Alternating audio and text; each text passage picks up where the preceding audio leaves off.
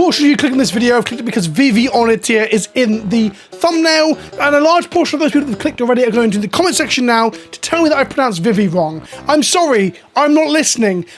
This is about competitive Magic and the Pro Tour that is happening this weekend at MagicCon Las Vegas, but stick around, it's a fun one. We're going to talk about Vivi on it here and how it's about to dominate a Pro Tour, or at least I expect it to from both the numbers and just the feeling of the card, but also some of the problems that Standard and Magic faces as a game that gets solved very quickly by a large online community. If you enjoy this video and you want to help support the channel, there's a link to my Patreon in the description below. Just $2 a month, you can get access to my Discord server where I hang out and chat shit. I also play games with people on Discord too. At the moment, primarily League of Legends. So if you want to get involved with that on the European server, you can follow the link below. First of all, absolutely massive shout out to Frank Carsten, who put out this article called Magic the Gathering Final Fantasy Standard Metagame Breakdown on magic.gg. This may be the broadcast team that are also great, but Frank Carsten's behind the scenes doing the number crunching. He is our big number cruncher in the Magic community.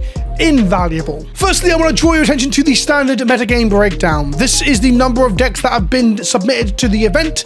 Each individual deck, we don't have a deck list till 2 p.m.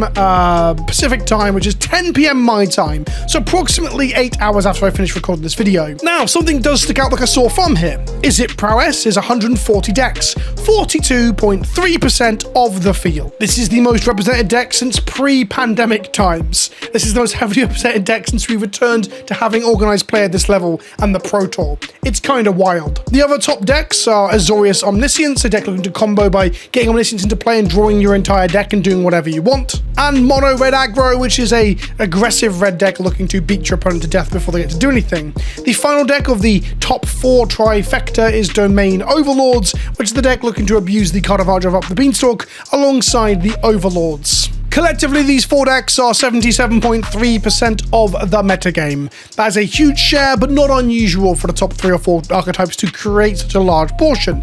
It's unusual, though, that such a large portion is in one deck, and it's even worse when we talk about what's actually in Is It Prowess, because one card in particular is a massive outlier here. I skipped over Is It Prowess, so I guess we should talk about the culprits here. Cosi-steel Cutter is a 2-mana equipment that creates a monk the second time you cast a spell in a turn. In essence, this is the modern-day Monastery Mentor. It's just cheaper, easier to trigger by many means, and also for some reason inexplicably gives the token it creates both haste and trample. I guess it's red, so those are the colors of red. These are the mechanics of red these days.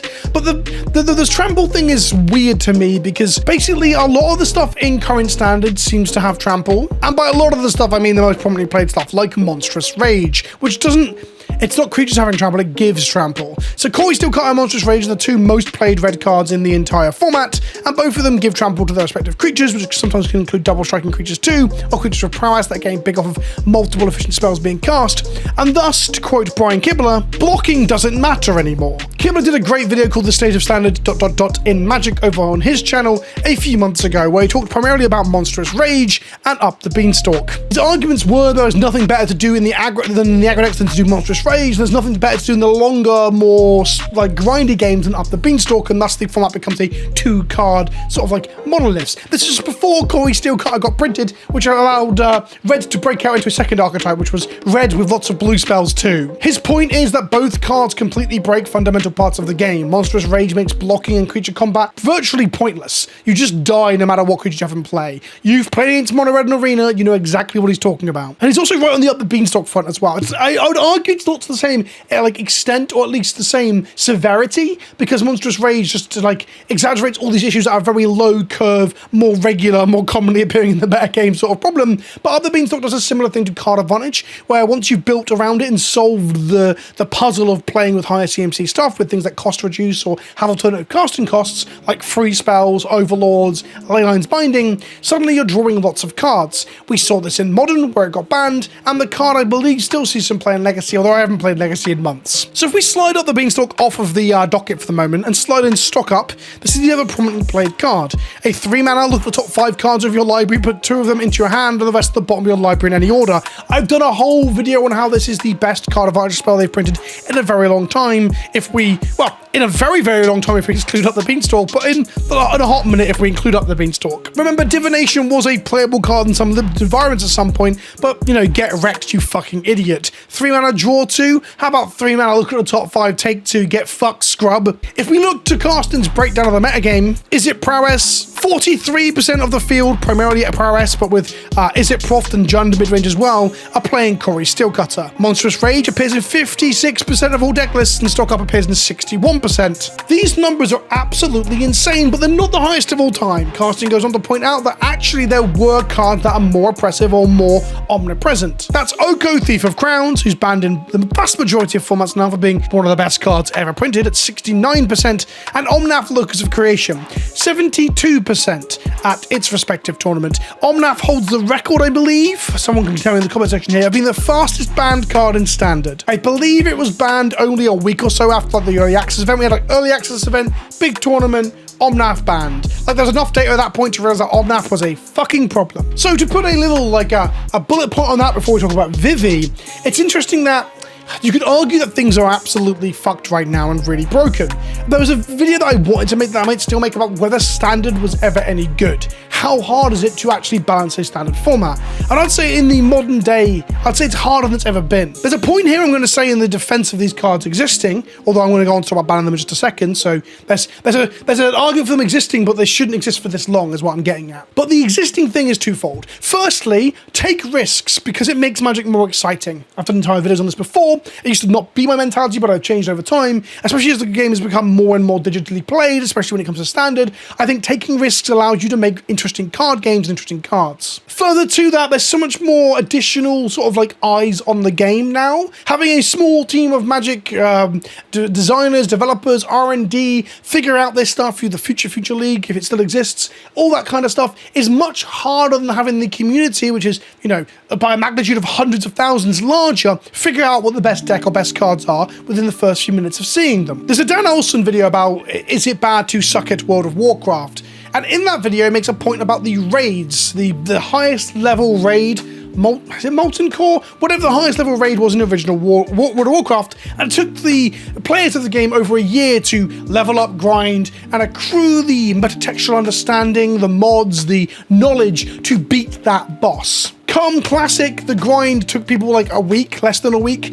A, they had all the information already, but B, they just had to grind up to it. The point is the information. People already had the information, not only from having played the game previously, but like the community here had grown so extensively over the 10, 15 years or whatever it had been since Classic had originally been original World of Warcraft, that now the power text, the metatextual elements of like an online community solving things was so much larger. There's more content creators, there's more pros, there's more competition, and all of that applies to Magic. 10 years ago, the game was smaller, it had less players, it had less active subreddits and forums. There were forums, but they were much less active than the current existence of Reddit and Discord servers for each deck archetype, for example. And you didn't have like CGB and Ashlers all uploading arena games every single day. You didn't have content creators en masse being put onto the client alongside Pro Tour players to test and play the new set a week or two before it comes out. The amount of like input and chefs and cooks, people get things wrong, of course, but there's so much going into getting cards broken so much quicker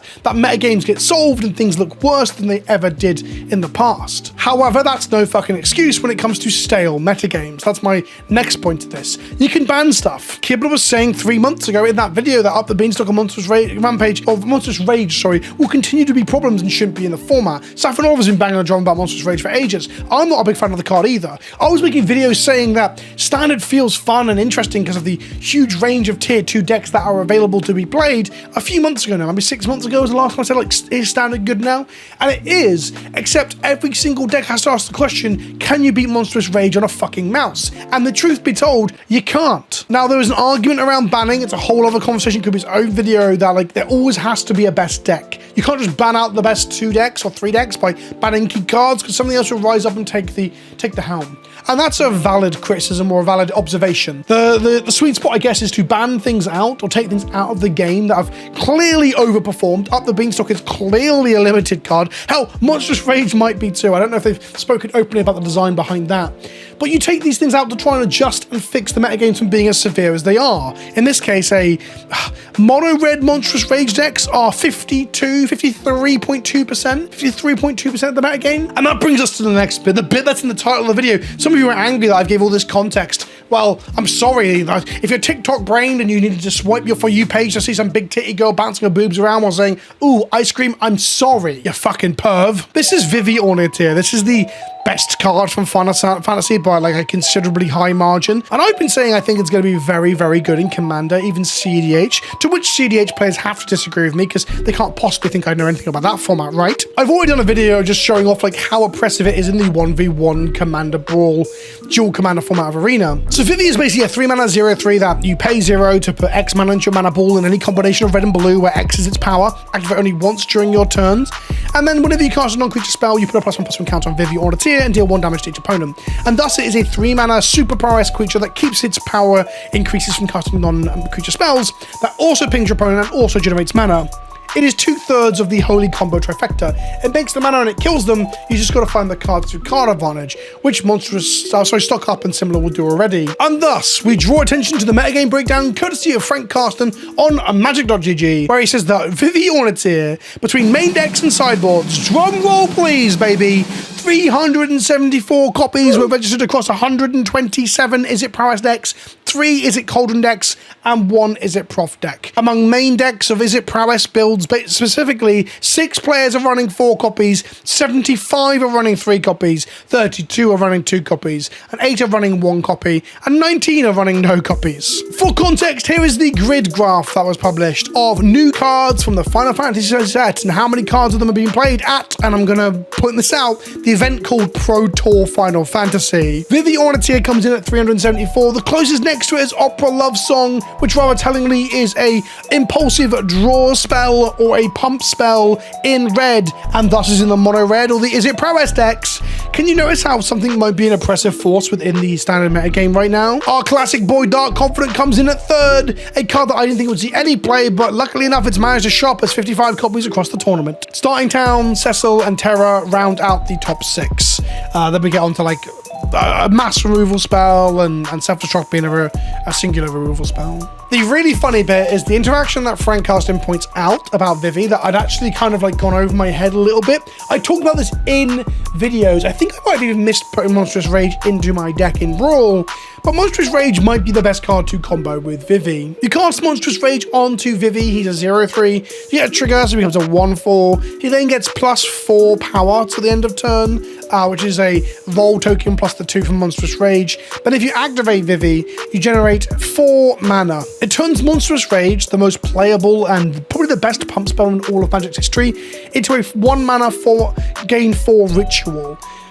It's kind of beautiful how silly this fucking thing is. The other sort of like deck that might be the breakout deck just for how good it can be is the Agatha's Soul Cauldron onto a Vivi, and if you've got like things that are making tokens in play, that dude that makes zombies and puts counters on them, I'll put it on screen now. That might be a breakout side deck outside of the Proft Prowess nonsense. Now the really important thing about metagame representation is to talk about conversion rate real quick. So 42.3% of the deck is It Prowess, playing, you know, between many people, some people playing 4, many people playing 3 copies of Vivi.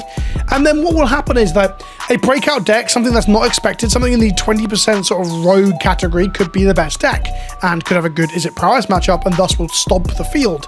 Also, part of Pro Tour situations that you have to draft the new set, draft Final Fantasy, and thus the standard deck is only a portion of the way you get to the top. So there is a chance that Prowess doesn't end up being the best deck. It's the most represented deck, but may not be the best deck.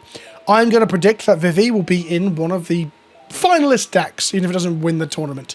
It's got a strong chance it wins, though. And thus, this Pro Tour will be remembered as Pro Tour Vivi. And then we'll probably get a banning. On July 30th, we have bannings coming, and I think they need to shake things up with Standard. I think in a game where you have so much pressure from an outside large online community now, you can't have the old the old adage of like, you don't want to ruin people's paper decks. Sure, that should be something that you consider, but the game is primarily played in digital now, let's be honest, when it comes to something like Standard. And thus the company and the community have to like adjust their attitude towards bannings. It's got to be more common if we're going to allow them to keep printing really outside the box wild shit. I guess the alternative would be that Wizards have more staff and more funding towards testing cards, because the size of the teams has not grown to accommodate the size of product that they make, the amount of cards they have to print for varying formats, both from Commander through to Standard. On the upside, the whole idea that all University Beyond go through Standard both allows them to tune the power level down and make the cards still relevant, but also allows them to test for it. That said, Vivi seems not affected by either of those concepts at all, right? Let me know what you think in the comment section below. I'm going to keep an eye on the Pro Tour over the weekend and see how well Vivi does. I've been Vince, also known as PleasantKenobi on the internet. If you want to help support what I do, Patreon's the best way to do it. Link in the description below, and I'll see you on the Discord where I will call you a cunt. Thanks for watching, and I'll see you all soon. Ta-ta for now.